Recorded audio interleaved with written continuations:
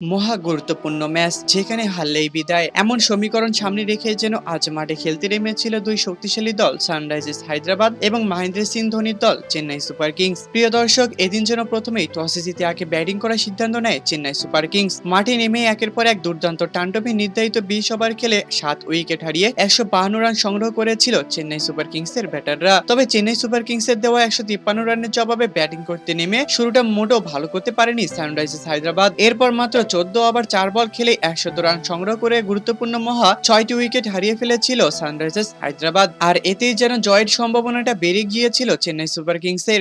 তবে এরপর হায়দ্রাবাদের দুই সুযোগ্য ব্যাটার নীতিশ রেড্ডি এবং কামিন্স টু মেন্ডিস মিলে চেন্নাই সুপার কিংসের সেই স্বপ্নটাকে ভেঙে দেখিয়েছেন। আর এতেই যেন ম্যাচ শেষে 24 বল খেলে 30 রানের প্রয়োজন ছিল হায়দ্রাবাদের, যা হেসে খেলে সংগ্রহ করতে পেরেছিল হায়দ্রাবাদের এই দুই ব্যাটসম্যান। আর এতেই যেন আবারও হায়দ্রাবাদের বিপক্ষে এমন লজ্জাজনক ভাবে হেরেই সমীকরণ থেকে বিদায় নিতে হয়েছে চেন্নাই সুপার কিংসকে।